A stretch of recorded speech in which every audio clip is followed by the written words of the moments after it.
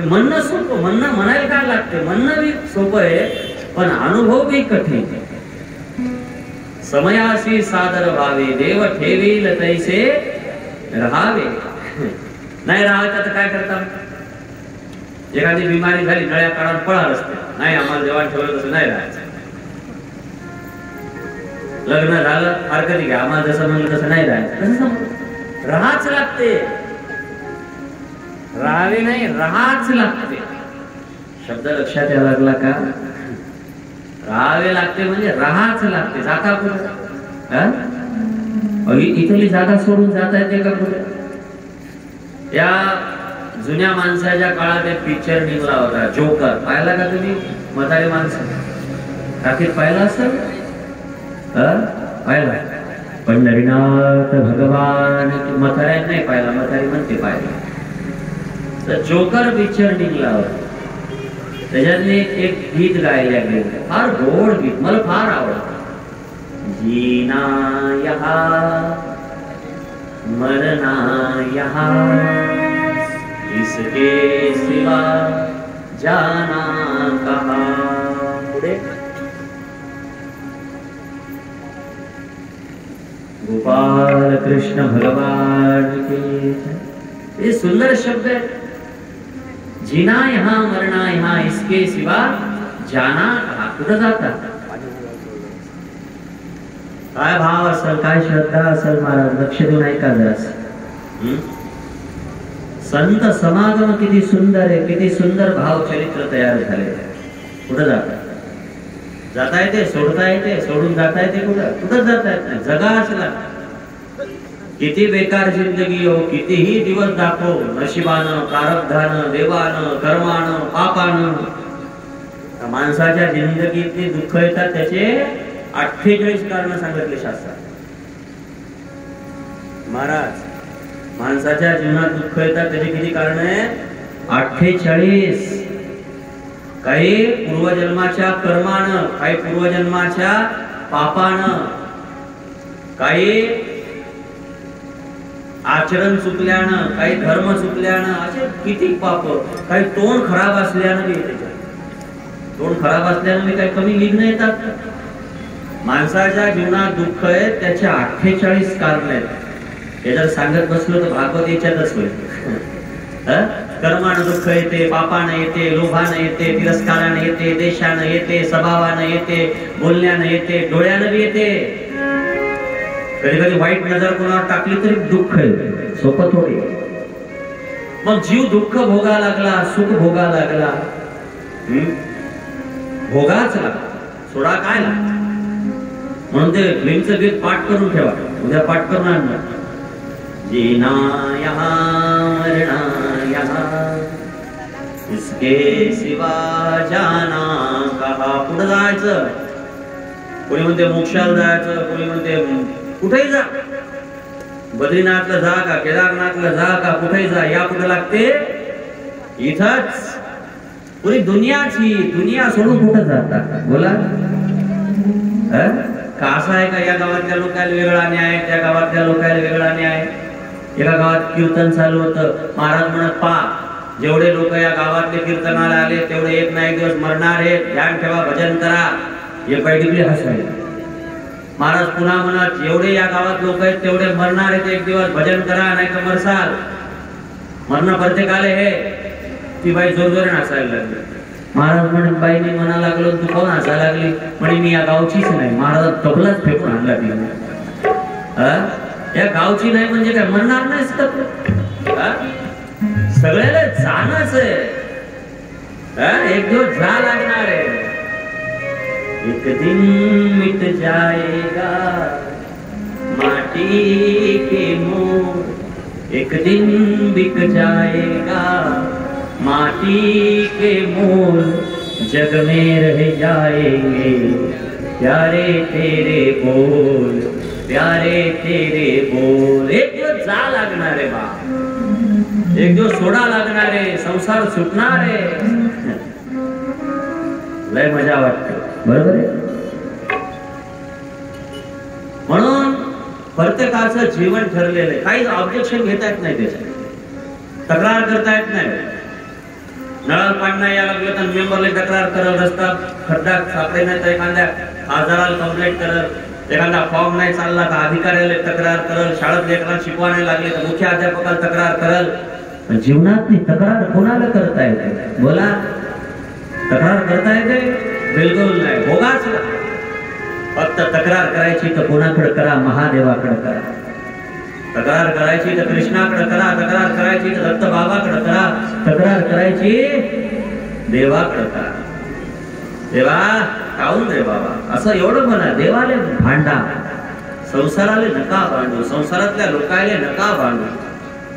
संसारातले लोक दुःख देण्यासाठी जन्माला आलेले, आपल्याला कुठं सुख भेटणार आहे? म्हणून मागायचं असेल तर ईश्वराला मागा, देवाला मागा। बरोबर आहे? शुकाचार्य महाराजाला झाडं सांगतात, व्यासाला व्यासा घरी जाय, तुझा जो मुलगा जन्माला आलेला आहे ना, हा मुलगा काहीतरी ब्रह्मज्ञानी आहे, काहीतरी साधू आहे, याचं जीवन मस्तान्यासारखं आहे, याचं जीवन आशिकी सारखं आहे। तुझ्या जीवनात दुःख आहे, हे तुझा प्रश्न आहे। आणि लक्ष द्या, जे जीवनात जेवढ्या मोठ्या पदावर आहे तेवढाच त्याच्या जीवनातली संघर्ष मोठा आहे।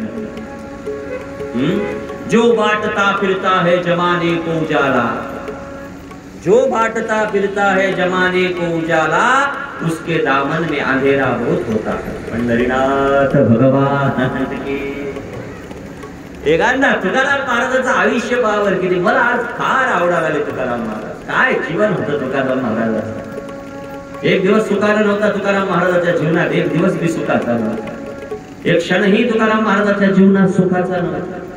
पण तरी तुकाराम महाराज मस्त राहायचे। लोक विचारायचे का हो तुमच्या जीवनात एवढं दुःख आहे पण तुम्ही सुखी कशाने राहता? ते म्हणायचे, जो बांटता फिरता है जमाने को उजाला, उसके जिंदगी में होता है, उसके दामन में होता है बहुत अंधेरा। पंढरीनाथ भगवान। व्यास जी कथा सांगायला सुरुवात करतात। व्यास घराकडे निघतात, शुकाचार्य महाराज जातात। सरस्वती नदीच्या काठावर एक गुहा आहे, गुहा, एक गुफा आहे, गुफा। त्या गुफेमध्ये शुकदेवजी महाराज, परीक्षित राजा, चरित्रम गतस्तुते मयेन भावेन भारत। महाराज फिरत फिरत फिरत फिरत शुकदेवजी महाराज काय होतात, त्या गुफेमध्ये जातात आणि गुफेमध्ये गेल्याच्या नंतर भजन चालू करतात। पद्मासन घालतात, आसन घालतात। लक्ष द्या, सरस्वती नदी आहे, जेव्हा जीवलव नायक आजची कथा, मधातली सरस्वती नदी आहे। या काठावर काय आहे? व्यासाचा आश्रम आहे। पलीकडल्या काठावर काय आहे? शुकाचार्याची गुफा आहे। शुकाचार्य त्या गुफेत जाऊन बसले आणि शुकाचार्य गुफेत जाऊन बसले आणि व्यास महाराजाला माहित नाही पलीकडल्या काठावर माझा मुलगा आहे, मुलाला माहित नाही की पलीकडल्या काठावर माझ्या बापाचा आश्रम आहे। 12 वर्ष फिरले शुकदेव, ती गुफा चांगली वाटली, त्याच्यात जाऊन बसलो। आता 12 वर्ष त्या गुफेमध्ये फिरल्याच्या नंतर जेव्हा शुकदेवजी महाराज बसले, तर बसल्याच्या नंतर काय झालं बाबा ऐका ना। 12 वर्ष भजन करत बसले, पद्मासन घातलं आणि निर्गुण निराकार तत्वाचं ध्यान करत बसले। 12 वर्ष पूर्ण झाले। व्यासानं वाट पाहिली की आज माझा मुलगा घरी येईल, उद्या माझा मुलगा घरी येईल, परवा माझा मुलगा घरी येईल, पण मुलगा 12 वर्ष घरी आला नाही। मग व्यासानं 52 पोरं तयार केले, लहान लहान लहान लहान लेकरं तयार केले। चला या लेकराला भागवताचे श्लोक शिकवल्या जातात, जेणेकरून भागवत जगात राहील। पंढरीनाथ भगवान की। भागवत शिकायचं असलं तर पहिले श्लोक शिकलं पाहिजे। नेहमी म्हणतो आमच्या पोराला की शिकलं पाहिजे। सागर महाराज किती दिवस टिकणार आहे? दिवस झाले आपले 400 होणार आहेत या वर्षी, बस झाले। पंढरीनाथ भगवान की। मन इच्छा पूर्ण झालेली भागवत वाचून, काय त्याच्यात आनंद आहे? जीवन कितीही दिवस चाललं याला महत्व नाही, जीवन कोण्या दिशेनं चाललं याला महत्व। एखादा पिलाडा 100 वर्ष जगला तरी काय फायदा आहे? घराले त्रास, दाराले त्रास। आणि एखादा साधू सावता महाराज 42 वर्ष जगले, तुकाराम महाराज 40 बी ओलांडली नाही, 45 बी ओलांडली, काय आयुष्य। म्हणून ध्यान देऊन ऐका, संत किती जगले याले महत्व नाही, जगले कसे याला। शुकाचार्य महाराज 12 वर्ष तपश्चर्या करत बसले, भजन करत बसले आणि व्यासानं लहान लहान लेकरं जमा केले आणि त्या लहान लहान लेकरायला भागवताचे श्लोक शिकवणं चालू केलं. कोणाला शिकवलं यम प्रव्रजंत मनुपेदमभेद कृत्यम, कधी शिकवलं महाराज याकगते समतस्तते नमयस्तुतेन भाव, कोणाला शिकवलं नाम संकीर्तनम यश सर्व पाप प्रणाशनम, कोणाला शिकवलं संसार भय दुःख कारकम.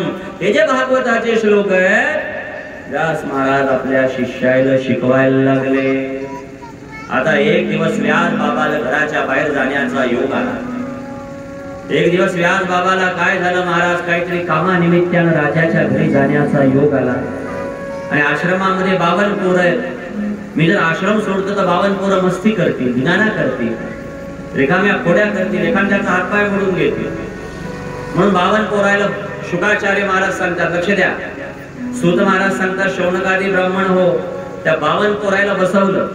आणि 52 पोरायला बसवल्याच्या नंतर सांगितलं की पोरो हे बा, मी आता बाहेर गावी चाललो, थोडं कामानिमित्तानं चाललो, मी 3 घंट्यात परत येणार आहे. पण मी परत यायच्या अगोदर तुम्ही 2 श्लोक भागवताचे पाठ करा. तुम्ही काय करा? 2 श्लोक भागवताचे पाठ करा. त्याच्यातला पहिला श्लोक आहे 10व्या स्कंदातल्या 21व्या अध्यायातला 5 नंबरचा श्लोक, पंढरीनाथ भगवान की जय. पुढे भागवत, पंढरीनाथ भगवान की जय. पहिला श्लोक कोणता आहे लक्ष नाही का? 10व्या स्कंदातल्या 21व्या अध्यायातला 5 नंबरचा श्लोक. आणि दुसरा श्लोक आहे 3ऱ्या स्कंदातल्या 2ऱ्या अध्यायातला 23 नंबरचा श्लोक. हे 2 श्लोक दिले आणि 2 श्लोक पाठ करायचे सांगितले. आणि व्यास महाराज गावाकडे निघून गेले. गावात गेल्यावर पोरं कशाला म्हणतात, लहान लहान लेकर कशाला म्हणतात? जे अर्धा घंट्याच्या वरी एका जागेवर बसत नाही त्याचं नाव लहान लेकर. बसते का लेकरू एका जागेवर? ते भागवत आले आणा, कीर्तन आलं न्या, कुठंच एका जागेवर बसणार नाही. लेकराची चंचलता लेकरामध्ये असते, चंचलतेचा प्रवेश लेकरामध्ये असते. ते लहान लहान लेकर 2-2.5 घंटे एका जागेवर कसे बसतील? एका घंट्यात त्याला मुंगळे सुटले, चुळचुळ करायला लागले. त्याच्यातला एक मुलगा उठला म्हणे, ए बरोबर इकडे या. म्हणे काय? चला म्हणे, उन्हाळा तपा लागला, ऊन भागा लागलं, 12 वाजले, चला पवायला. सरस्वती नदी थंडीगार आहे, बर्फाची आहे, चला पवायला. तेवढ्यात नाही एक वर्ग म्हणे, गुरु बाबांना काय सांगितलं की 2 श्लोक पाठ करा. आणि जे गुरुची आज्ञा मोडते, जे गुरुचा शब्द मोडते त्याला पाप लागतं. म्हणून मी गुरुचं वचन मोडणार नाही, मी 2 श्लोक पाठ करेन. माझा जे श्लोक पाठ करीन तिकडे गेले 20 पोरं, तिकडे गेले 20 पोरं. आणि जे म्हणत की काय करायचं, पोहायला जायचं, तिकडे गेले 20 पोरं. आणि मग झाली यायची आमदारासारखी पळवा पळवी सुरू, पंढरीनाथ भगवान की. 20 गेले इकडं, 20 गेले इकडं, बहुमत सारखं आलं. कोणाला द्याव? कोणाला द्याव महाराज? मतदान कोणाला द्याव? मग आता करावं तर काय करावं? सगळे जण परेशान झाले. काय करावं बोला, कसं करायचं बोला. त्याच्यात जामिनी नावाचा मुलगा हुशार होता. जामिनी समोर आला, म्हणजे भांडणं करू नका, मारामाऱ्या करू नका, मी सांगतो ती बुद्धी लावा. लहान लेकराला बुद्धी असते मला, कारण लहान लेकराच्या मेमऱ्या पुऱ्या असतात. आपल्या मेमऱ्या सगळ्या अशा भरलेल्या आहेत. आपला 120 GB मोबाईल असा फुल झालेला आहे. आपण काय किती पुरामध्ये करायला असतील ते गॅरंटी आहे का आपली? आपल्या डोक्यात काय एक विचार आहे का? घरदार संसार पसारा, शेजारीनं सुई नेली, येणं पावभर साखऱ्या नेला, काय काय ताप आहे आपल्या डोक्यात. आपले डोके असे फुल भरलेले आहेत. पण लहान लेकराचे मोबाईल कसे असतात? पूर्णच्या पूर्ण GB डाटा मोकळा असते, बुद्धिवान असतात. लेकरं लय बुद्धिवान. मी आता एकदा पुण्याला गेलो होतो, आणि पुण्याला गेलो महाराज, आणि त्या घरात मी आंघोळ करू लागलो बाथरूम मध्ये. नेमकं आंघोळ ब्रश करायचं, आंघोळ करायची, तेवढ्यात नळ आले. मग मी पळत सुटलो, सांगायला त्या ताईला म्हणलं, ताई नळ आले, नळ आले. ते लहान पोरगा आलं, काय म्हणे महाराज तुम्हाला जरासही डोकं नाही. म्हणलं काय झालं बाबा? नळ थोडी आला म्हणे, नळ जाग्यावरच आहे, नळाला पाणी आलं म्हणा म्हणे. किती बुद्धिवान लेकर आहेत. लेकरा इतकं बुद्धिवान कोणीच नाही, अति बुद्धिवान. अहो इतके बुद्धिवान लेकर असतात, इतके बुद्धिवान लेकर असतात. लेकराच्या बुद्धीला काय सांगा. मी एकदा एका शहरातलं खेड्यात गेलो, कुखाचा का कशाला तरी कार्यक्रम होता, खेड्यात गेलो. आणि मग जेवायला बसलो. माझ्या नेटी बसलं, एक इकून एक पोरगं, एक इकून बसलं पोरगं. एक होतं शहरातलं आमच्या संघ आलेलं वराडात, आणि एक होतं त्याच्या नेडी बसलेलं खेड्यात. आता जेवण खेड्यातले किती चांगलं असते, पद्धतशीर असते. चटया टाकल्या, मग पात्र आले, मग भात आला, मग दोन्ही सगळं वाढणं झालं, मग घ्या, नाही थांबा आघाडी राहील. लगेच ते दोन त्याच्यावर कोळशे टाकले, ती आघाडी आणली. जशी ती आघाडी आणली तर या शहरातल्या पोरानं खेड्यातल्या पोराला विचारलं, का रे हे काऊन फिरवतात दुपट? तर या खेड्यातल्या पोराच्या बापालाही माहित नाही काऊन फिरवतात ते. नुसते ते फिरवते म्हणून हे फिरवते, हे फिरवते म्हणून ते फिरवते. खेड्यातल्या पोराच्या बापालाही माहित नाही काऊन फिरवते. पण त्याला वाटलं शहरातल्या पोरानं प्रश्न विचारला, नाही उत्तर द्यावं, ते इम्प्रेशन डाऊन होते. ते म्हणे आमच्या इकडे माशा फार असतात, जेवूच देत नाही. वारे वा बुद्धिमत्ता. लहान लेकराची बुद्धिमत्ता अति विशिष्ट असते. माझ्या सोबत घडलेला एक अनुभव सांगू का? एकदा काय झालं, मी असा एक पेन काढला, पेन छोटासा पेन होता. मी म्हणलं या डब्यात पेन आहे, या पेनची किंमत आहे 100 रुपये. आणि मी भाषण द्यायला कुठं गेलो होतो? शाळेत. मला शाळेत भाषण द्यायला गेलो होतो, ते असा पेन उचलला आणि मी म्हणलं, हे बा इकडे बा, जे कोणी मुलगा माझ्या प्रश्नाचं उत्तर देईल त्याला मी हे पेन सप्रेम भेटते. पंढरीनाथ भगवान की. त्याला मी काय देईल? ते पेन सप्रेम भेट देईल. पहिला प्रश्न मी केला, सांगा वाल्याचा वाल्मिक कशानं झाला? वाल्याचा वाल्मिक कशानं झाला? एक पोरग उभं राहिलं, म्हणे त्याची नारदाची भेट झाली म्हणून वाल्याचा वाल्मिक झाला. म्हणलं काय उत्तर? चल हे घे पेन. त्याला पेन द्यायचा की दुसरं कोरडं ओरडत आलं, थांबा महाराज, नारदाची भेट झाली म्हणून वाल्याचा वाल्मिक नाही झाला. त्यानं देवाचं नाव उलट का होणं जपलं म्हणून वाल्याचा वाल्मिक झाला. आणि त्याला रामचरित्र मानसचं प्रमाण बी, उलटा नाम जपत जग जाना, वाल्मिक भई ब्रह्म समाना. मग मी म्हणलं पोरा तू खाली जाय. त्याला वर बोलवलं आणि त्याला पेन द्यायचा. तिसरं पोरग उभं राहिलं आणि तिसरं पोरग म्हणे, महाराज त्याला नारद भेटला म्हणून वाल्याचा वाल्मिक नाही झाला, किंवा त्यानं देवाचं नाव उलट जपलं म्हणून वाल्याचा वाल्मिक नाही झाला. म्हणलं मग कशानं झाला वाल्याचा वाल्मिक? ते म्हणे त्यानं माणसं कापायचा धंदा सोडला म्हणून वाल्याचा वाल्मिक झाला. नाही पुतळा बांधाव त्या पोराचा. काय बुद्धिवान लेकर असतात महाराज, एवढे बुद्धिवान, बुद्धिमताम वरिष्ठ. लहान लेकरात जेवढी बुद्धी असते, फक्त ती बुद्धी जर चांगल्या जागी खरसली तर बरं आहे. काय म्हणायला लागलो मी? ती बुद्धी जर चांगल्या जागी खरचली लेकरांत बरं आहे. लेकर बुद्धी कुठं खर्चायला लागले? मोबाईल खेळण्यात. लेकर बुद्धी कुठं खर्चायला लागले? कुठं तरी. मी सांगायला लागलो काय, मी लहानपणी जेवढा अभ्यास केला तेवढा माझ्याच्यानं आज बी होत नाही. जेवढा लहान वयात तुम्ही भजन करसाल तेवढा आज बी होत नाही. लेकराची बुद्धी विदिष्ट असली पाहिजे, भावपूर्ण असली पाहिजे. गोपाल कृष्ण भगवान की. लहान बुद्धी किती सुंदर आहे. 20 पोरं भांडणं करायला लागले, पवायला जायचं. 20 पोरं भांडणं करायला लागले, काय करायचं? गुरुनं श्लोक दिले, श्लोक पाठ करायचा. जेमिनी नावाचं पोरग उठलं. जेमिनी नावाचं पोरग काय म्हणे माहितीये का? जेमिनी नावाचं पोरग म्हणे, बाबा इकडे लक्ष द्या, पवायला काय पाहिजे म्हणे? हात आणि पाठ. सगळं शरीर पाण्यात जाते पण तोंड पाण्यात जाते का? म्हणे नाही. म्हणे मग श्लोक पाठ करायला काय पाहिजे? म्हणे तोंड पाहिजे. बरोबर आहे. मग चला मारा उड्या नदीत. सगळे जण नदीत उड्या मारा, फक्त कोणी कोणाला बोलायचं नाही, सारखं मुखानं श्लोक म्हणायचे. गोपाल कृष्ण भगवान. आणि महाराज सगळ्या पोरांना नदीत उड्या मारल्या. आणि नदीत उड्या मारल्यावर पवायचा छंद असला पाहिजे.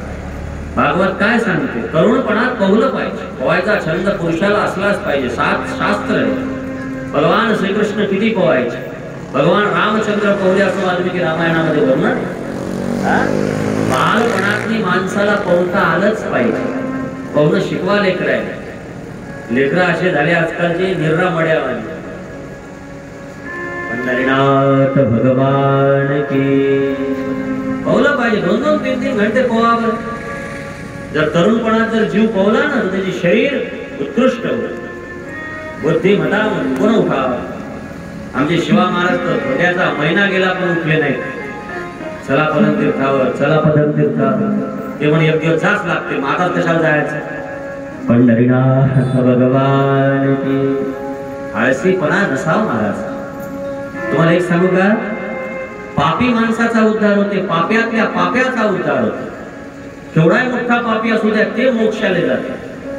फक्त या जगात एकच माणसाचा उद्धार होत नाही, त्याचं नाव आहे आळसी आणि मंद बुद्धी. ज्याची बुद्धी कमी आहे आणि जे आळसी आहे अशा माणसाचा उद्धार कधीच होत नाही, तर देव भेटतच नाही. आणि आळसीपणा असतं माणसात सगळ्यात जास्त. आता मार्गशीर्ष महिना लागला, कार्तिक महिना लागला, सकाळी उठलं पाहिजे, काकड आरती केली पाहिजे. उठा जागे वारे आता स्मरण करा पंढरीनाथा. उठून या वेगेसी चला जाऊ रावळासी, जळतील पातकाच्या राशी, काकड आरती देखलिया. पण मग काकडा किती वाजता चालू होते? 4 वाजता. बाया उठतात 7 वाजता. कसा काकडा होईल सांगा बरं. आणि एक लक्ष द्या, आता महिना कोणता चालू आहे? मार्गशीर्ष. आणि 12 महिन्यातला सगळ्यात श्रेष्ठ महिना कोणता आहे?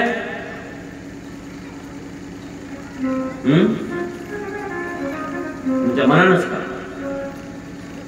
12 महिन्यातला सगळ्यात श्रेष्ठ महिना आहे मार्गशीर्ष.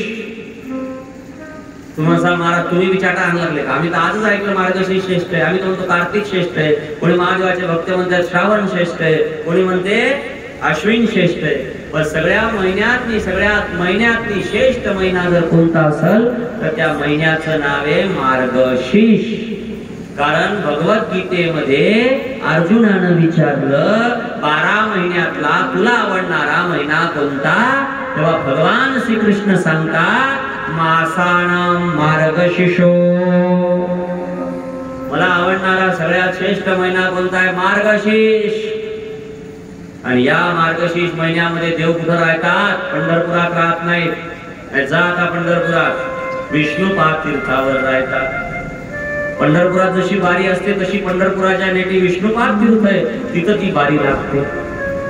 तिथं मोठी बारी लागते. काय भाव असेल महाराज, काय श्रद्धा असेल. गेले होते की नाही विष्णुपाद? पंढरीनाथ भगवान की जय. काय भाव असेल, काय श्रद्धा असेल बाप. पण मार्गशीर्ष महिना श्रेष्ठ भजन केलं पाहिजे, आळस नाही केला पाहिजे. काही बाहेर लय आळस. सकाळी आता उठलं, सकाळी करा ना गुरुचरित्र पारायण. 12च्या भागवताला यायचं, सकाळी लवकर उठायचं, 6 वाजता बसले तर 9 वाजेपर्यंत गुरुचरित्राचे 7-8 अध्याय होऊन जातील. करा ना गुरुचरित्र पारायण. नाही झालं गुरुचरित्र पारायण तर महाराज काय करा, दत्तात्रय महाराजाचा 1 घंटा जप तरी या महिन्यात करा. दिगंबरा दिगंबरा श्रीपाद वल्लभ दिगंबरा. भजन करा, आळसीपणा नको. कारण शास्त्र काय सांगते?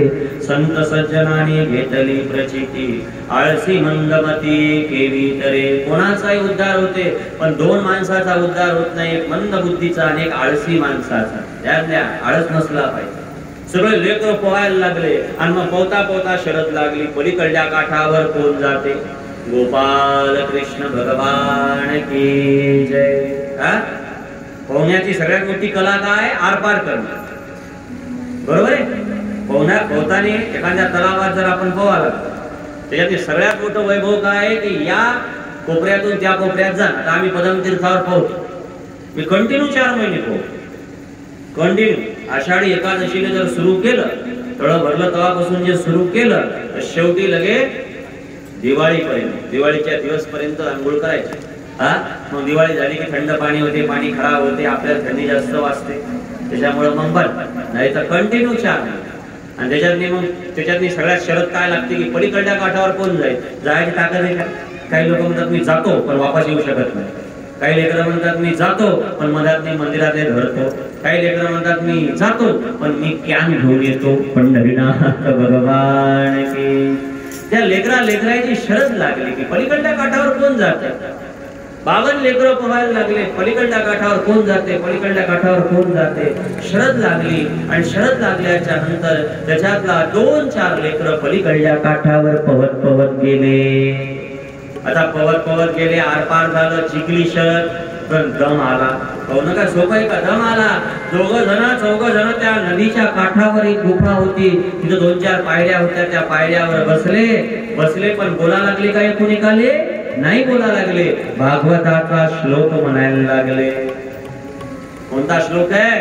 10व्या स्कंदातला 21व्या अध्यायातला 5 नंबरचा श्लोक. कारण याच्या तोंडाने काय म्हणू लागले श्लोक आणि पुढे जाऊन गेले पलीकडल्या काठावर गेले. पलीकडल्या काठावर कोण आहे?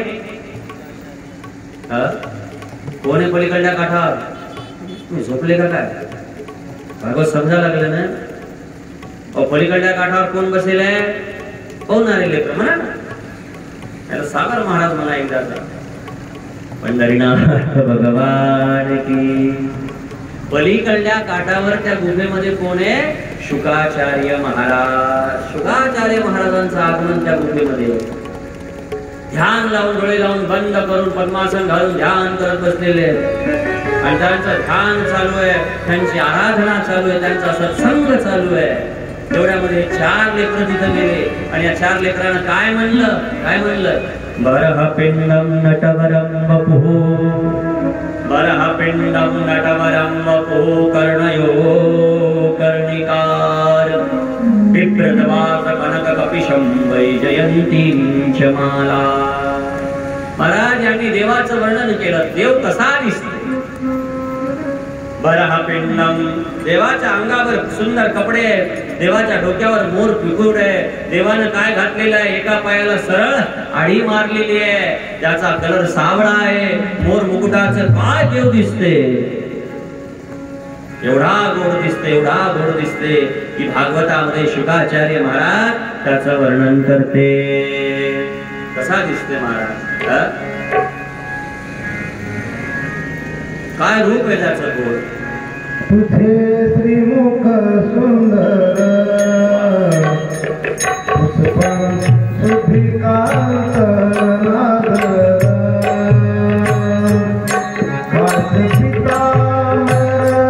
मनोहर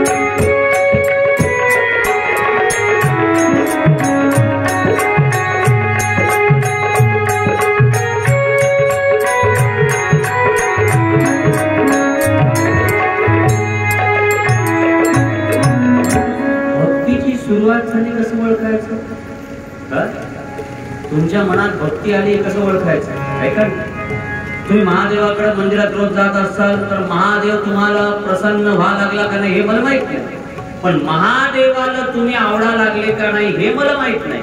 पण तुम्हाला महादेव आवडा लागला हे कशाला ओळखता? बोला. तुम्ही दत्त बाबाच्या मंदिरात चालले आणि दत्त बाबा तुम्हाला आवडते का नाही हे कसं ओळखसाल? तुम्ही बालाजीच्या मंदिरात चालले आणि बालाजीच्या मंदिरात बालासाहेब तुम्हाला आवडा लागले का नाही हे तुम्ही कसं ओळखसाल? तुमचं मोजमाप कसं करसाल? त्याचं उदाहरण भागवत देते. बरह पिंडम नटवरम वपुः, कर्णयो कर्णिकारम, बिभ्रतवास कनक कपिशम. जेव्हा कोणताही देव तुम्हाला आवडा लागला ना, त्याच्या पायापासून त्याच्या चेहऱ्यापर्यंत तुम्हाला त्याच्याकडे पाहत राहाय वाटणं, सारखं त्याच्याकडे पाहत राहा वाटणं, सारखं त्याच्याकडे पाहत. आपण देवाकडे पाय पुढत असतो. आपण जर गेलो, काय काय लोक असे आले या लागले आता पाणी टाकणारे, झाकण बॉटल मध्येच पाणी. एक लोटा जल, मी म्हणलं एक लोटा सांगितला रे, एक बॉटल थोडी सांगितलं. काय विचित्र प्रकार. पाणी पाणी टाकणं ही श्रद्धा नाही आहे, ईश्वर प्रसन्न करणं ही श्रद्धा आहे. देव कधी आवडला पाहिजे, ती पिंड आवडली पाहिजे महाराज. पिंड काय झाली पाहिजे, आवडली पाहिजे. एक भक्त होता एका गावामध्ये, शंकरजी. आणि पंडितजी काय करायचे ऐका ना, पंडितजी त्या महादेवाला डोळे काढायचे, नाक काढायचे, कान काढायचे, ओम काढायचे, शृंगार करायचे. आणि हे जे गावातला भक्त होता ना महादेवाचा, हे काय करायचा ऐका, याची पूजा होऊ द्यायचा, याची पूजा 4ला चालू व्हायची, 9ला समाप्त व्हायची. हे बादशाह 8ला उठायचा, 8 वाजता उठायचा, एक तांब्याभर पाणी घ्यायचा हातात आणि तिथं जायचा, अर्धा 1 घंटा पिंडीकडे पाहायचा. आणि याची सगळी पूजा झाली की घागरभर पाणी त्या पिंडीवर ओतून द्यायचे. भटजी लोक शिवा द्यायचे. 3 घंटे झाले देवाचा शृंगार केला, 3 घंटे झाले देवाचा शृंगार केला, 3 घंटे झाले शृंगार केला. या मूर्खानं सगळा बंद केला, या मूर्खानं सगळा, लोक शिवा द्यायचे. पण याचा धंदा मोठा ताकडबाज माणूस होता, डाकू सारखा होता, कोणी काय बोलणार. असं करता करता 2 वर्ष गेले. आणि एक दिवस महादेव पार्वतीला म्हणत, पार्वती म्हणे शंकरजी म्हणे काय, अहो या भक्ताचा काही बंदोबस्त करा. हे भटजी लोक 4 घंटे तुम्हाला नाक काढतात, डोळा काढतात, कान काढतात, मुकुट लावतात, फुलं वाहतात, तुमची पिंड एवढी सुंदर करतात. आणि हे येते, एक घागरभर पाणी टाकते, चाललं. 1 घंटा तुमच्याकडे पाहत बसते, पाहते काय माहित, काही मंत्र येत नाही, तंत्र येत नाही, न जानामि योगम जपम नैव पूजा. 1 लोटाभर पाणी टाकते, चालला. काय फायदा आहे याचा, काही बंदोबस्त करा, याचं तंगड बिंगड तोडा. महादेव म्हणत, देवी जे 4 घंटे पूजा करतात ना, त्याच्यापेक्षा याचा भाव जास्त आहे. म्हणे कसा, चालतो.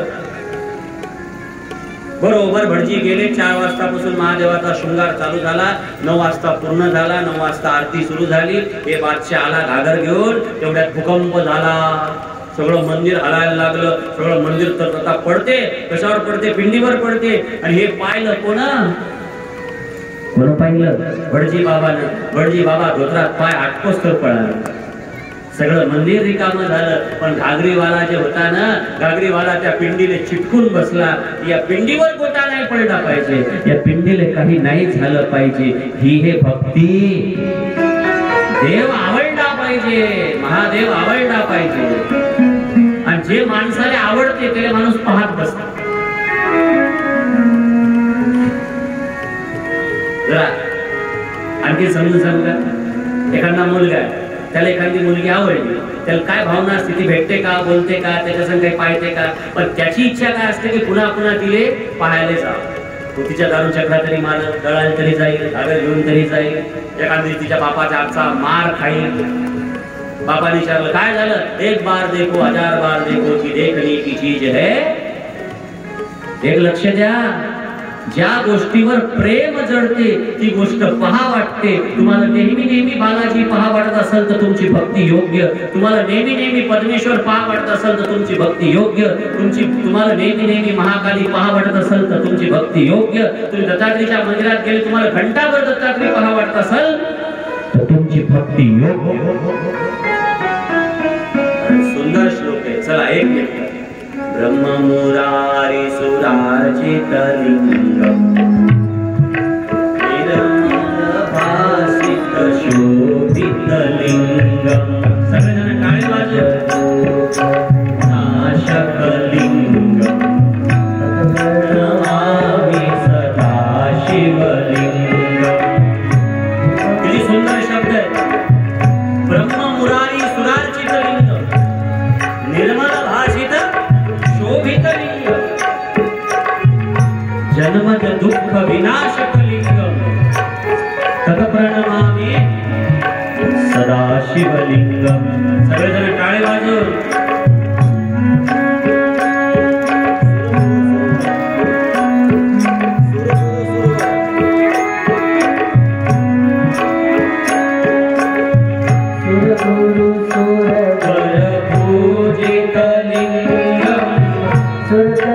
पुष्प समर्पित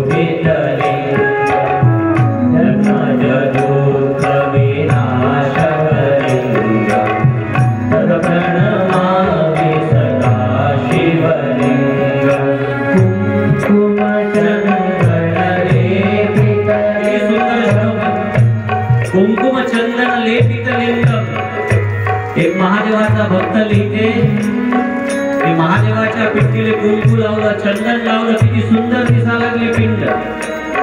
त्या पिंडीला सुंदर दिसा लागलं, त्याचा शब्द लिहा लागला. ऐका. कुंकुम चंदन लेपित लिंगम पंकजहार सुशोभित लिंगम संचित पाप विनाशक लिंगम संचित पाप विनाशक लिंगम प्रणमामि सदा शिवलिंगम प्रणमामि सदा शिवलिंगम बहुरारि सुरार्चितलिंगम निर्मलभासित शोभितलिंगम पद्मजदूत विनाशकलिंगम तत्प्रणमामि सदा शिवलिंगम तत्प्रणमामि सदा शिवलिंगम. या भागवताच्या श्लोकामध्ये देवाचं वर्णन केलं आणि ते वर्णन डोळे बंद केलेल्या कोणा ऐकलं? कोणा ऐकलं? शुकाचार्य महाराजांनी ऐकलं. तर शुकाचार्य भजन कशाचे कर लागले? निर्गुणाचं. हा निर्गुण बोलत नाही, निर्गुण चालत नाही, निर्गुण दिसत नाही. निर्गुणाचं काय भजन करतो? काय भजन करता बोला? आता एखादा माणसाचं लग्न न व्हायला असू दे, ज्याच्यात आमचे ऑर्गन वाले यायचं लग्न राहिलं म्हणजे ॲडव्हर्टाईज नाही करायचे आपल्याकडे, ते प्रमाण म्हणून सांगतो. हे जर म्हणजे डोळे लावा आणि बायकोचं ध्यान करा, करता येईल का? करता का? डोळे लावून ध्यान करून बायकोचं ध्यान करा.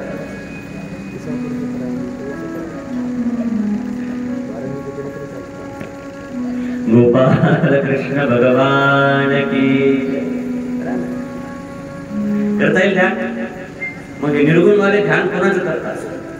लय लोकांकडे आम्हाला भेटायला येतात, तुमचा देव सगुण, आमचा निर्गुण. आता निर्गुण देव म्हणजे ध्यान कसं करता येईल? करता येईल ध्यान? त्या जागी याला जर म्हणलं बायको ध्यान करते, करू शकत नाही, मला म्हणा बरं मी 5 वाजता घोडे उघडणार नाही 4 वाजेपर्यंत. कारण ज्याचं विवाह झालेला आहे ते ध्यान करू शकते आणि ज्याचा विवाह राहिलेला आहे ते ध्यान करू शकत नाही.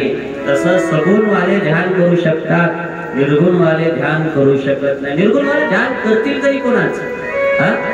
बघा ना, कोणाचं ध्यान करतील निर्गुण वाले? काही ध्यान करायसारखं काही? तुम्ही डोळे लावा, मला बालाजीचं ध्यान करा, पायापासून ध्यान होते. नसल तर व्यंकटेशाचं चरित्र, व्यंकटेश स्तोत्र वाचा. चरणी वाळे वाकरिया, वाकी वरती गुजरळिया, सरळ सुंदर पोटरिया, कर्दळी स्तंभाचे वरी गुडगे मांडिया, जानूस्थळ कटी तटी कंकणी विशाळ, खालते विश्वोत्पत्ती स्थळ वरी झळाळे सोनकळा, कटीवरती नाभिस्थान, जेथुनी ब्रह्मा झाला उत्पन्न, उदरी त्रिशळी शोभे गण, त्रैलोक्य संपूर्ण जया माझी, पक्षस्थळी शोभे पदक, पावनी चंद्रमा गौक, वैजंती करी लकलकीत आणि वैजंती. आणि या श्लोकात काय? भरा पिंडम नडवरम वपु कर्णयो कर्णकारम विप्रतवाच कनककपिशम वैजयंतीम च माला. देव कसा आहे? त्याचे पाय नाजूक आहेत. देवाचे पाय कसे आहेत? लक्ष द्या, देव कोणाला म्हणतात? देवाचे पाय नाजूक आहेत आणि एवढे सुंदर आहे. आपलं पान एक बोटीकडं, एक बोटीकडं, एक पायीकडं, पण देवाचे पाय असे सरळ आहेत. ऐका, भागवताच्या श्लोकाचा अर्थ ऐका. एवढा जरी ऐकला तर भागवताला ऐकल्याचं पुण्य लागतं. बराहा पिंडम, देवाचे पाय असे सुंदर आहेत, त्या पायाचे नख एवढे सुंदर आहेत. चरणी वाळे वाकरिया, वाकी वरती गुजरळिया, सरळ सुंदर पोटळिया. काय देवाचे पाय! पंढरपूरला गेले तर तुम्ही काय पाहता?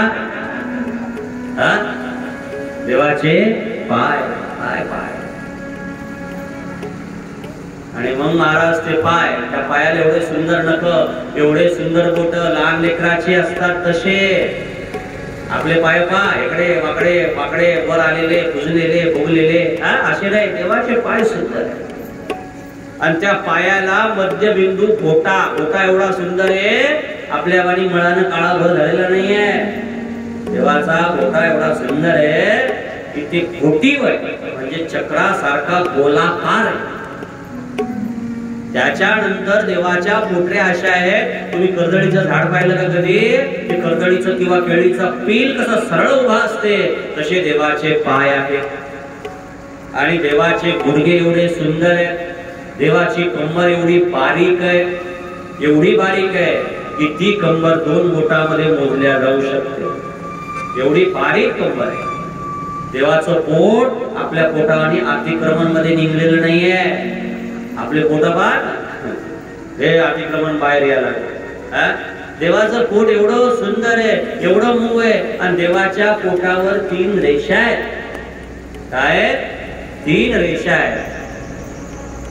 चरणी वाळे वाकरिया, वाकी वरती गुजरळिया, सरळ सुंदर पोटडिया, कदळी स्तंभाचे परी गुडगे मांडिया, जानूस्थळ कटी तटी कंकणी विशाळ, खालती विश्वोत्पत्ती स्थळ वरी राळे सोनकळा, कटी वरती नाभिस्थान जेथून ब्रह्मा झाला उत्पन्न, उदरी त्रिशळी शोभे घण. देवाच्या पोटाला काय लक्ष नाही का? एवढं बारीक देवाचं वर्णन कोणी करणार नाही. डबल भागवताचा श्लोक आहे म्हणून करायला लागला. देवाच्या पायाला आपलं पोटाला 3 रेषा आहे. देवाची जी बेंबी आहे, बेंबी माने नाभी, आपण त्याला बेंबी म्हणतो. देवाची नाभी खड्डा आहे, त्याच्यात असा हात घातला तर 1 बोट भर हात जाते. आज मी तुम्ही तिरुपती बालाजीकडे जा, तिरुपती बालाजी कशाला जाता? वाशिमच्या बालाजीकडे जा, आणि वाशिमच्या बालाजीची जी नाभी आहे त्याच्यात 1 इंच बोट जाते. पंढरीनाथ भगवान की. आपल्या बेंब्यावर आलेल्या आहे. देवाची बेंबी कशी आहे? गड्डा आहे, त्याच्यातनी बोट जाते. काय बेंबी? त्याच्यानंतर देवाचं वक्षस्थळ विस्तीर्ण आहे, देवाची छाती लंबी आहे, देवाचे हात किती आहे? टोंगळ्यापर्यंत आहे. आणि देवानं लक्ष द्या इकडे कृष्ण कसे दिसायचे भागवतात वर्णन आहे. 1 पाय सरका, 1 पाय वाकडा आहे. एका हातामध्ये मुरली घेतलेली आहे. कलर कसा आहे? सावळा आहे. केस कसे आहेत? कुरळे आहेत. चेहऱ्यावर काय येतात? 2 दात बोलताना दिसते. हे देवाची ओळख आहे. आपले बोलताना सगळे दात दिसतात, किडलेले बी, पण देवाचे दात कसे येतात? फक्त बोलताना 2 दात दिसतात. आणि एवढं सुंदर भुया आहे, सुंदर कानातली काय तर कर्णिका घातलेल्या आहे. ऐका ना, सुंदर सोन्याचा मुकुट आहे, सुंदर सोन्याचा मुकुट आहे. कमराला शेला बांधलेला आहे, डोक्यावर मोराचा पीस आहे, हातातली वेणू आहे, आणि देवाच्या गळ्यात एक माळ आहे. त्या माळाचं नाव आहे वैजंती माला. ही वैजंती माला देवाच्या गळ्यात आहे, पण ती पायापर्यंत टेकलेली आहे. आज मी तुम्ही वृंदावनला जा, वृंदावनला देवाला जी माळ घातलेला ती पायापर्यंत टेकवल्या जाते. वाशिमच्या बालाजी जी हार घालतात ते असा आखूड हार कधी घालत नाही, ते पायापर्यंत टेकला पाहिजे, ते हार देवाला घातल्या जाते. वैजंती माला म्हणतात. अशी वैजंती माळ घातलेली आहे, आणि तो देव एवढा गोड दिसतो, एवढा गोड दिसतो की त्याला पाहण्यासाठी योगी लोक ध्यान करतात. आता पृथ्वी पुढे असतात फिर आहे.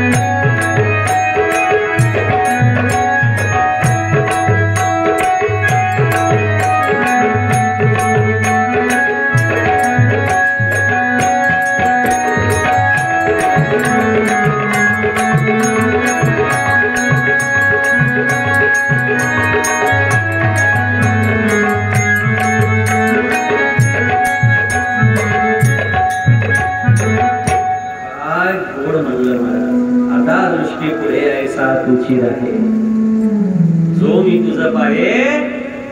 बरं जाऊ द्या, तुम्ही देव पाहिला का? नाही. मी पाहिला का? नाही. पण इमानदारीनं सांगतो, तुम्ही पंढरपूरला गेले आणि पांडुरंग पाहून तुमचं पोट भरलं. कधी भरलं सांगा? अहो आम्ही 7 दिवस तिथं राहतो, पण 7 दिवस दर्शन घेतो आणि पुन्हा दर्शन घ्यायचा टाइम आला तर पुन्हा घेतो, पुन्हा नाही म्हणलं पुन्हा घेतो. घेतोच का? 100 वेळा जरी पांडुरंगाने पाहिलं आणि तुमचं पोट भरलं असं आहे का कधी? 4-4 घंटे 5-5 घंटे बारीक लागतो आणि आपण असं म्हणतो काय या वर्षी घेतलं बा दर्शन, जाऊ द्या पुढच्या वर्षी घेऊ. या परिणाम 4 घंटे बारीक होतात का रविवारी? 4 घंटे बारीक राहून मी दर्शन घ्याच वाटते का? जर विचारलं का? कारण या जगात पायासारखा फक्त पांडुरंग आहे, पंढरीनाथ भगवान. दुनिया काय पाहिजे? देखने की चीज यदि है इस दुनिया में तो मेरा शिव है, देखने की चीज है तो मेरी कृष्ण है, देखने की चीज यदि दुनिया में कोई है तो मेरा राम है. जीवन में सुनने की चीज यदि कोई है तो भगवान की कथा सुननी होगी. दुनिया क्या देखते और दुनिया क्या सुनते? काय दुनिया पाहतात, काय दुनिया ऐकता? ऐकायचं तर भागवत ऐका आणि पाहायचं तर देव पहा. पाय ना शिल्लक काय रूप आहे, काय रूप आहे. त्या देऊळगाव माळीला आता आमचं भागवत होतं, खूप मोठी कथा असते. भागवताला मी गेलो आणि मेहकरची काही मंडळी आमच्याकडे आली, म्हणे महाराज आमची इच्छा आहे की तुम्ही आमच्या घराला पाय लावा, एक दिवस यावं आमच्याकडे. मी म्हणलं आमच्या घराला रोज आमचे पाय लागतात, काहीच होत नाही. तो कशाला देतो इनाकार? नाही यायचं लागते म्हणे महाराज, आमचा भाव आहे. जेवायला आम्हाला जेवण तर नाही करणार, मी म्हणणार आहे जेवत असतो, पण तरी याच. मग आम्हाला कार धाडली, आम्ही गेलो. गेल्याच्या नंतर तिथं बालाजी, मेहकरचा बालाजी पाहिलं, जगातली सगळ्यात उंच विष्णूमूर्ती. मी अर्धा घंटा त्या बालाजीकडे पाहतच बसलो. शेवटी त्याने आवाज दिला, महाराज चला आपल्याला जेवायला जायचं, जेवून तुम्हाला कीर्तनाकडे जायचं. म्हणलं हो चल. जगात पायासारखा एकच आहे देव. तुम्हाला देव पाहिजे असेल ना, इकडे लक्ष द्या, देव पाहिजे असेल ना, असे पिशाळी मंदिरात जरा सोडून द्या. काही बाया पाहत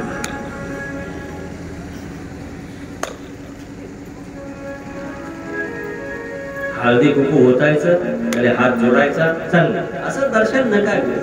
एक वेळ कुकू घेऊन नका जाऊ, एक वेळ पाणी घेऊन जाऊ नका, एक वेळ फुल घेऊन जाऊ नका, पण गेले तर डोळे घेऊन जा आणि डोळ्यांना अर्धा घंटा त्याच्या डोळ्यात डोळे घालून पहा. दुनियातली मजा चालली जाईल, ईश्वरात मजा येणं सुरू होईल. पंढरीनाथ भगवान काय भाव असं, काय श्रद्धा असं, ईश्वर पाहण्यासारखा. आणि या पोरायनं हे श्लोक म्हणला, बरा हा पिंडम नटवरम वपुः.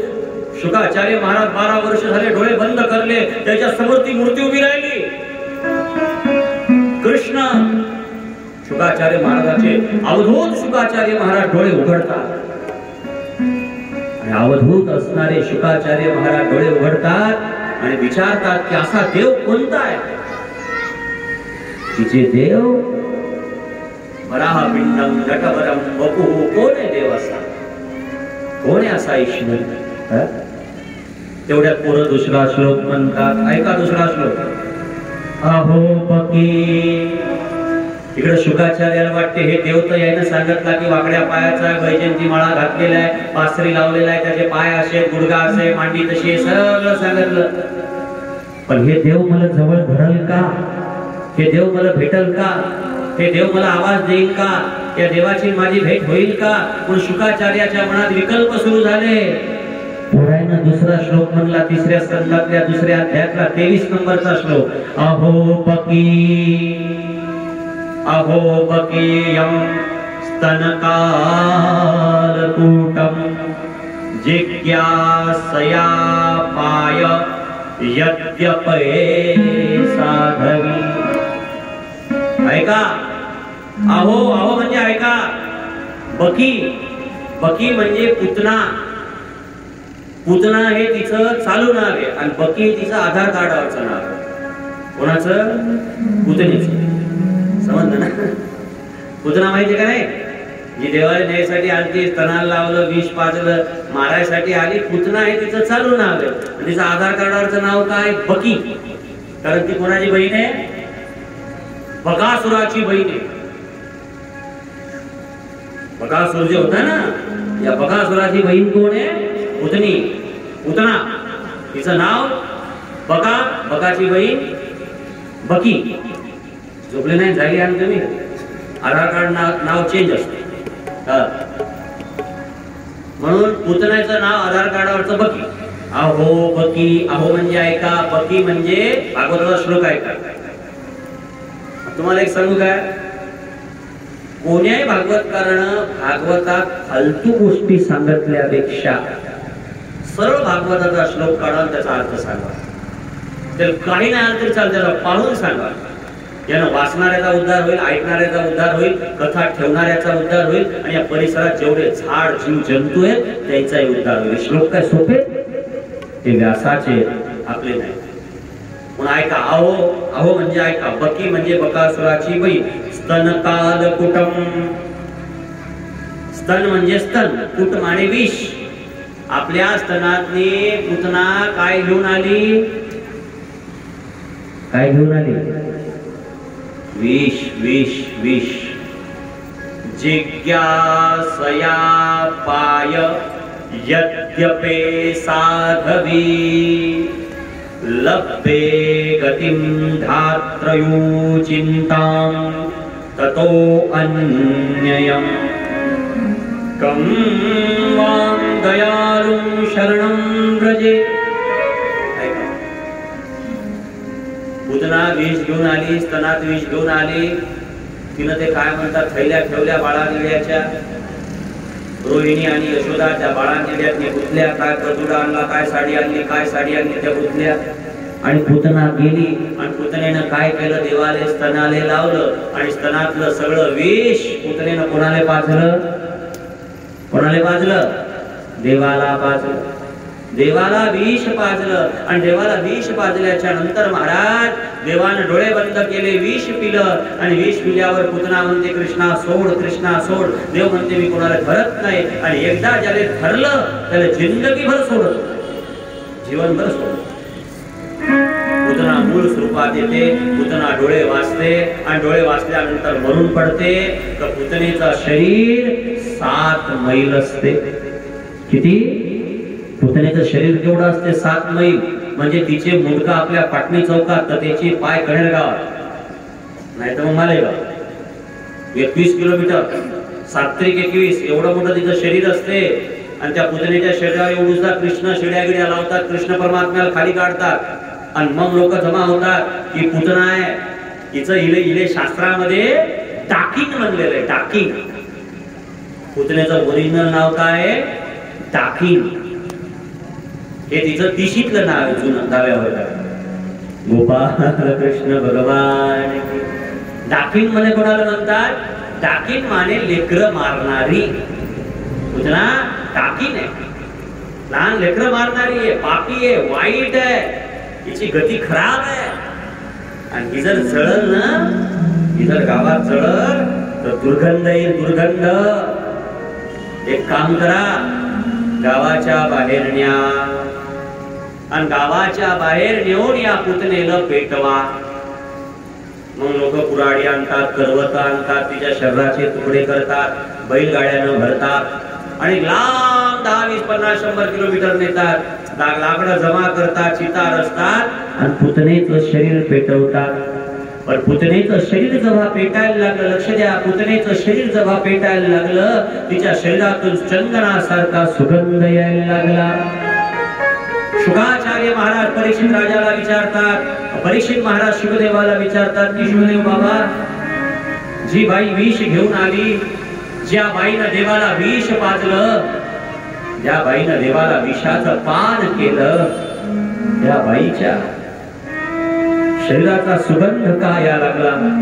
शुकाचार्य म्हणतात, अहो बकी स्तननाकुटं जिज्ञा सयापायद्यपि साधवी. अरे ती देवाकडे गेली. लक्ष द्या, विष घेऊन गेली तर देवानं काय केलं माहितीये? ज्या विमानात यशोदा बसवली, ज्या विमानात देवकी बसवली, ज्या विमानात पूतना बसवली, पंढरीनाथ भगवान. जी गती यशोदेला दिली, जी गती देवकीला दिली, ती कोणाला दिली? पूतनेला दिली महाराज, पूतनेला दिली. परीक्षित राजा म्हणते महाराज असं कशी दिली? अहो देवकीनं दूध पाजलं, यशोदेनं पालन केलं, दोन्ही देवाच्या माय होत्या. ही पूतना कोण होती? ही तर देवाला मारण्यासाठी आली होती. कृष्ण को जान से मारने के लिए आई. इसे गती कैसी मिली? तर देव म्हणतो तुम्ही विष घेऊन या का अमृत घेऊन या, गोटे मारायसाठी या का फुलं घेऊन या, कसे तरी या, फक्त इथं या, तुमचा उद्धार करायचं काम माझं. पंढरीनाथ भगवान. कसे या महाराज, कसे? किती देव दयाळू आहे, विचार करा किती दयाळू आहे. कोणी बरोबरी करू शकते दयेची त्याच्यात? तू म्हणसाल महाराज आम्हाला काय दिलं देवानं? अरे तुम्हाला जिवंत ठेवलं ही पहिली दया आहे देवाची तुमच्यावर. कोरोनात तुमचा नंबर लागला नाही. देवाला लय लोक आम्हाला देवाला काय दिलं, काय दिलं, काय दिलं नाही पाहिजे. पहिली गोष्ट तुम्ही जिवंत ही देवाची पहिली कृपा आहे. तुम्ही चांगले हा ही देवाची दुसरी कृपा आहे. तुम्हाला सगळं शरीर देणं ही तिसरी कृपा आहे. एक पाय नसता त्याला, एक डोळा नसता त्याला, एक हात नसता त्याला, एक कान नसता त्याला, एक हात नसता त्याला, काय झालं असतं तुमचं? देव किती दया, दयेचा दाता आहे महाराज, दयेचा दाता.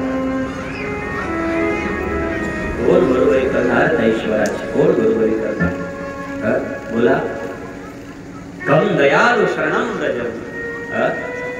इतका दयाळू आहे. कसे या? रामदेव महाराज म्हणतात ना, असो नसो भाव आलो तुझी आठाया, कृपा दृष्टी पाहे मद कर पंढरी राया. माझं तर म्हणणं असं आहे, आळंदी ते पंढरपूर लोक दिंडीत जातात. वेद्यभाव दिंडीत लोक जातात, सगळे चांगले जातात. काही पिजाडे जातात, काही चोर जातात, काही त्या रस्त्याला धंदे करणारे जातात, चहा विकणारे, काही ऐकणारे ते ऐकणारे, काही चोऱ्या करणारे जातात, काही काही बाया चोरून आणतात तिकडून, काही दिंडीत गेल्या की भंडारे एक जातात का, काही काही इतके भारी जातात ती चालली म्हणून हे ऐकून निघते. समजलं तुम्हाला? कळलं? इतके घाण लोक तीर्थयात्रेला जातात, त्या दिंडीत जातात आणि आळंदी ते पंढरपूर पायी चालतात. पण देव सगळ्याला गती सारखीच देणार आहे. का? देव तुमचा वरचा भाव पाहतच नाही. तुमच्यात किती पाप करायची ताकदच काय, तुमच्या अवकातच काय पाप करायचे. तर नेहमी काय ताकद आहे पाप करायची आपल्याला? एक पाप करत जाय, एक पाप करत जाय, एक वाळूचा खडा कशात टाकत जाय? राजनात टाकत जाय. तर 7 राजन कोणाचे भरले होते? वाल्याचे भरले होते. त्याचा वाल्मिक झाला. तुम्ही काय पाप करू शकता? तुमच्यात काय अवकात आहे पाप करायचे? तुम्ही काय केलं असेल? खाल्ला असेल, पिल्ला असेल, एखाद्याची सोयरीक मोडली असेल, एखाद्याचा धुरा खाल्ला असेल, एखाद्याचा हिस्सा खाल्ला असेल, याच्यावर काय ठोकले का? काय याच्यावर काय अवकात आहे तुमची पाप करायची? तुमच्यात जेवढी ताकद नाही पाप करायची, एवढी ताकद फक्त देवाच्या एका नावात आहे. राम म्हणा, सगळं पाप नष्ट. समजते बाप? म्हणून शुकाचार्य महाराजाच्या डोळ्यात पाणी आलं. शुकाचार्य रडायला. 12 वर्ष झाले तपश्चर्येला बसलेले शुकाचार्य महाराज रडायला लागले. असा देव आहे तरी कोणता की जो पुतनेला मोक्ष देते? असा देव आहे तरी कोणता की जो विष पाजणाऱ्या बाईला आईची दर्जा देते? चला देवाला जा लागल, भेटा लागल. शुकाचार्य महाराज बाहेर येतात आणि बाहेर आल्याच्या नंतर त्या 4-5 पोरांच्या पाया पडतात. कुठे देव? म्हणजे आम्हाला नाही माहिती. हे कोण शिकवलं तुम्हाला? कशातले श्लोक आहेत? म्हणजे हे श्लोक भागवतातले. कोण शिकवले तुम्हाला? म्हणे व्यासानं शिकवले. शुकाचार्य व्यासाकडे येतात. अरे हे तर माझे वडील आहे. व्यासाला आनंद वाटते, माझा मुलगा आला. नमस्कार होते पंढरीनाथ भगवान. आणि पुढे शुकाचार्य महाराज राजा जनकला गुरु करण्याकरता मिथिला नगरीत जातात. ही कथा आहे. आपण 5 मिनिटात ती श्रवण करू. पण 1 मिनिट सगळेजण प्रेमाने एकदा नामस्मरण करू. श्रीराम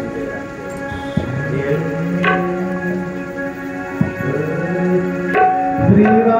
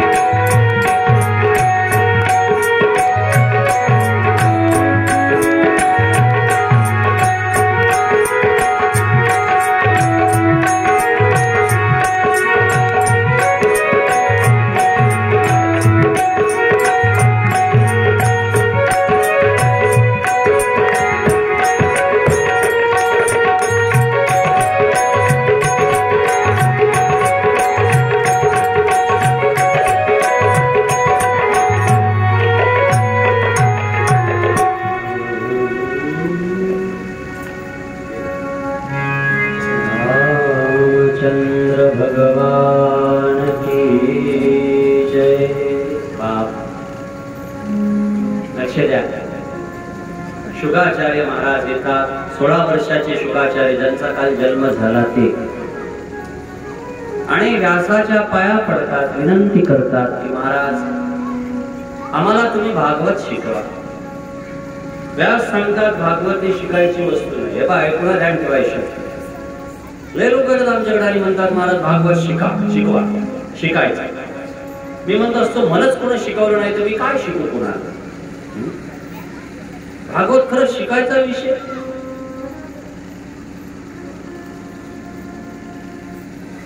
माझ्या अर्धे भागवत होईपर्यंत मला वाटलं नाही की मी भागवतकार होईल. इमानदारी सांगितलं. मी कधी स्वप्नातही विचार केला नव्हता की मी भागवत करील.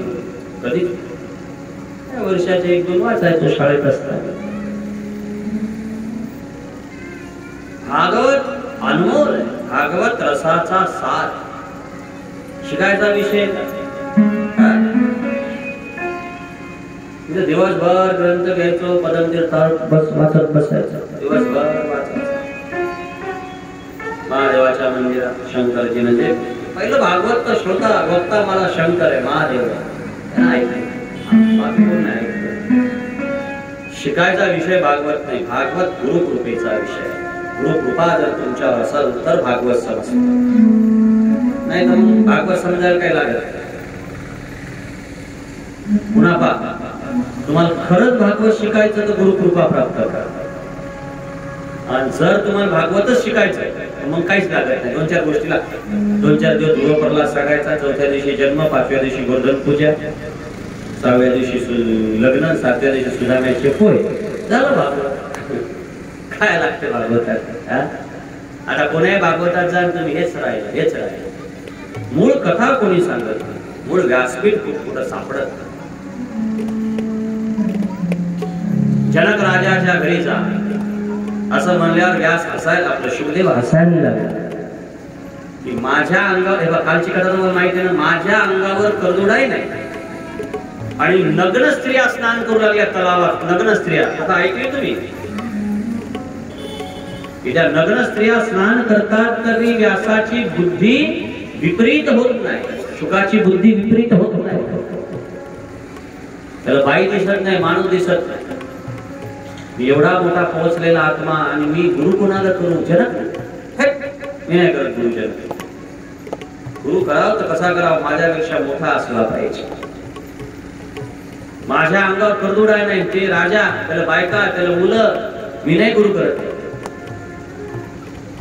व्यास महाराज म्हणे इकडे काय हे पाय शुकदेव म्हणे काय तुझ्या अंगावर करदोडाई नाही तरी तुला कोणी शुकदेव विधी म्हणत नाही. आणि त्या जनक राजाला लोक काय म्हणते? विधी जनक राजा. म्हणून त्याच्या तळपायातली आग मस्तकात होती. कसा आहे विधी जनक राजा? एकदा जाऊन पाहतोच म्हणते. शुकाचार्य महाराज चालत चालत पुढे गेले मिथिला. शुकाचार्य जन्म कुठं झाला? बद्रीनाथच्या वरील माना. व्यासाचं घर कुठे? माना. तिथून जर खाली उतरलं तर काय लागते? नेपाळ. आणि नेपाळ हे राज्य कोणाचं होतं? जनक राजाचं. सीता माता कुठली आहे? नेपाळची आहे, पण नेपाळी लोकांसारखी नव्हती ती. नेपाळ नेपाळ म्हणे जनक. आज भी तुम्ही नेपाळचा जनक भवन आहे. जसं अयोध्येला जनक दशरथ भवन आहे, त्याला कनक भवन म्हणतात. पाहिलं का नाही? कनक भवन नाही पाहिलं? नाही, खेळण्यावर लक्ष राहते आपलं दीर्घकाल गेलं तर. जनक भवन, त्या जनक भवनाचा मोठा दरवाजा आहे. तिथपर्यंत शुकाचार्य महाराज पोहोचले. आणि शुकाचार्य महाराज पोहोचल्याच्या नंतर मोठा दरवाजा आहे, बंद आहे असा आहे. आणि आपली जनक राजा आपल्या बायकोच्या सोबत बंगईवर बसलेले. जनक राजा झोके घ्यायला लागले बंगईवर. ऐका चिवलं. आता झोके घेत असताना काय झालं?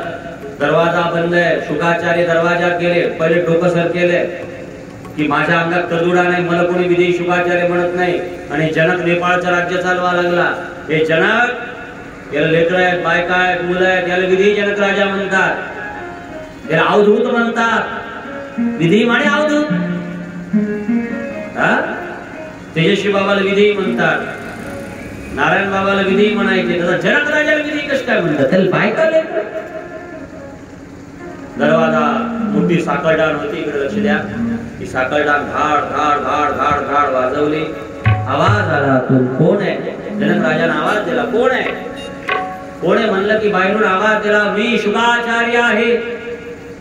जनक राजाने आतून आवाज दिला, दोघांचं इथं काम नाही आहे, एकटा येशील तर ये. काय आवाज दिला? दोघांचं इथं काही काम नाहीये, एकटा यायचं तर ये. आता याने इकडं पाहिलं, तिकडं पाहिलं, तिकडं पाहिलं, तिकडं पाहिलं. याला वाटलं मी तर एकटाच आहे, दुसरा तर कोणी माझ्या सोबत नाहीये. आवाज कोणाला द्यायला लागला? पुन्हा दरवाजा वाजवला. धड धड धड धड धड. कोण आहे? मी शुकाचार्य आहे. तुला सांगितलं ना एकदा, दोघांचं इथं काम नाही, एकटा येशील तर ये.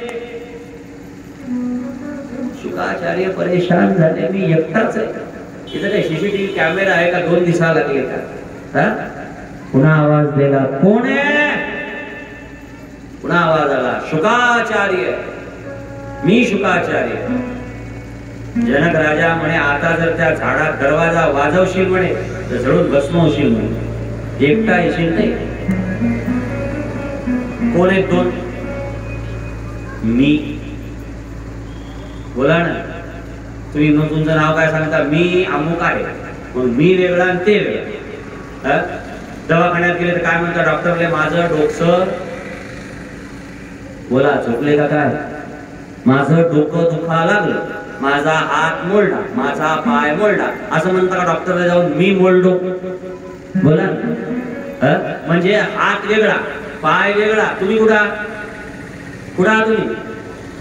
तुम्हाला जर विचारलं तुम्ही कुठं आहात तुम्ही? डोळा आहे, कान आहे, नाक आहे, तोंड आहे, हात आहे, पाय, छाती, तुम्ही कुठं आहात? तुम्हाला जर विचारलं तुम्ही कुठं आहात सांगा बरं. तुम्ही म्हणता मी शुकाचार्य. शुकाचार्य कधी झाले तुम्ही? तुमच्या जन्माच्या पिशा माहिती का तुम्हाला? दवाखान्यात भेटलेल्या, त्याच्यात तुमचं नाव आहे का? बोला बोला. तुमचा जन्म झाल्यावर त्या जन्माच्या कार्डवर तुमचं नाव आहे का? तिथं लिहिले मुलगा झाला तर बाबा आणि मुलगी झाली तर बाबी, बरोबर? मुलगा किंवा मुलगी, तिथं आईचं नाव आहे, बापाचं नाव आहे, तुमची जन्मतारीख आहे, पण तुमचं नाव आहे का? नाही. कारण तुम्ही 12 दिवस काय होते? बेनाम. 12व्या दिवशी बाया जमा झाल्या, चाऊ म्याऊ घोगऱ्या काहीतरी म्हणते, त्याने तुमचं नाव ठेवलं. ते याच्यात कसं काय ते पाळण्यात टाकून तुमचं नाव पडलं अमुक अमुक. याच्या आधी तुम्ही कोण होते सांगा? कोण आहात तुम्ही? शुकाचार्य. हे शुक नाव नाही आहे, शुक हे देहाचं नाव आहे. मी कोण आहे? मी ब्रह्म आहे. तुम्ही वेगळे, ब्रह्म वेगळं, शरीर वेगळं, तुम्ही वेगळे. ही अवस्था त्याच्या दरवाज्यात गेल्या गेल्या हे ज्ञान प्राप्त झालं, त्याला म्हणतात सद्गुरु पंढरीनाथ भगवान. जनक राजा भागवतातलं अवधूत चरित्र सांगायला लागले. दर दर दर दर दरवाजा चौथ्यांदा वाजवला, आवाज आला, कोण आहे? ते म्हणे मी आहे. मी कोण आहे? मी ब्रह्म आहे. दरवाजा धडकन उघडला, पाहिजे तर बंगईवर बसलेले जनक राजा. त्यानं मनातल्या मनात विचार केला, बायकोच्या खांद्यावर हात टाकून ही जनक राजा झोके घ्यायला लागला. आणि हे काचा विधी महात्मा? 2 मिनिटं तिथं नमस्कार केला, चहा पाणी झालं, मग विचारलं जनक राजानं, शुभदेव कुणीकडे आले? म्हणे महाराज मी तुम्हाला गुरु करायला आणतो, पण आता घरी चाललो. काहून चाललो? अरे तुम्ही देशाचं राज्य चालवा लागले, संसाराचे भोग भोगा लागले, आणि तुम्ही विधेयी कशी? याचं उत्तर जनक राजा म्हणे आजपासून 4थ्या दिवशी आमच्या देवीची जत्रा आहे. या जत्रेच्या दिवशी मी उत्तर देईन मी विधेयी कसा, संसारात राहून मी विधेयी कसा. काही हरकत नाही. 4 दिवस शुकाचार्य महाराज कुठे राहिले? जनक राजाच्या घरी राहिले. आणि जनक राजाच्या घरी राहिल्यानंतर शुकाचार्य महाराजांना 4 दिवस सारखं काय केलं? लक्ष ठेवलं. कोणावर? जनक राजावर. शुकाचार्यानं हे देवाचं नाव घेते का, देवाचं नाव घेते का? आणि जनक राजा कधी देवाचं नाव तोंडानं घेताना दिसला? घेत नाही का? घेते 24 तास, पण तोंडानं घेताना दिसला. 4थ्या दिवशी जनक राजाकडे गेला शुकाचार्य. आज 4था दिवस आहे महाराज, सांगा पटकन तुम्ही विधेयी कसे? जनक राजाने कोपर भरला, कोपर तेलाचा, आणि ते डोक्यावर दिला शुकाचार्याच्या. आणि 6 तलवारी लावल्या साईकडून चौकडून, आणि सांगितलं जत्रेत जाऊन या. आणि जर तेलाचा एक थेंब जरी सांडला तर ह्या तलवारी तुमचा तिथंच तुकडे करते. बरोबर आहे? तिथंच तुमचे तुकडे होते. आता एवढं म्हणल्याच्या नंतर महाराज जनक राजाची ती आज्ञा झाल्यावर शुकाचार्य जत्रेत गेले, पूर्ण जत्रा फिरून आले. आणि फिरून आल्याच्या नंतर ते कोपर बाजूला केला, ती तलवार बाजूला केल्या. आणि मग जनक राजाने विचारलं, महाराज सांगा ना तुम्ही जत्रेत काय पाहिलं? पंढरीनाथ भगवान. जनक राजा म्हणते, शुभदेव म्हणतात मी 1 घंटा जत्रेत फिरलो, पण मी काहीच पाहिलं नाही. म्हणजे काहून नाही पाहिलं? माझं लक्ष कोपरावर होतं. तसा जनक राजा म्हणते, शुभदेव मी संसारात राहून मी विधेय हो. काहून विधेय हो? माझं 24 तास लक्ष कुठे आहे? कुठे आहे? त्या परमात्म्यावर आहे, त्या देवावर आहे. आणि ज्याचं 24 तास देवावर लक्ष आहे त्याला संसार बाधत नाही. त्याचं लग्न हो, संसार हो, प्रपंच हो, काय हो, देह कुठेही राहो, देहाची काही किंमत नाही. जनक राजाचा अधिकार शुकाचार्य महाराजाने कळला. आणि शुकाचार्य महाराज जनक राजाच्या पायी लीन झाले. पंढरीनाथ भगवान. शुकाचार्य महाराजांनी जनक राजाला काय केलं? गुरु केलं महाराज, गुरु केलं. चला पुढे ते घरी आले आणि भागवत राजा परीक्षितीला सांगायला सुरुवात केली. पंढरीनाथ भगवान. भागवतातला पहिला अवधूत शब्द कोणाला लागला? शुकदेवाला. म्हणून शुकदेवाचं चरित्र मी तुम्हाला काल आणि आज 2 सत्रात सांगण्याचा प्रयत्न केला. आता आणखीनही भागवतातलं काही अवधूत चरित्र आपण श्रवण करू, पण ते अवधूत चरित्र आपण 20 मिनिटानंतर पुन्हा सुरू करू. 20-30 मिनिटानंतर पुन्हा भागवत कथेला आरंभ होईल. 1 मिनिट सर्व मंडळी प्रेमानं भजन करतील, त्यानंतर 10 मिनिटाची विश्रांती होईल आणि लगेच 20 मिनिटानंतर पुन्हा भागवत कथेला आरंभ होईल. श्री राम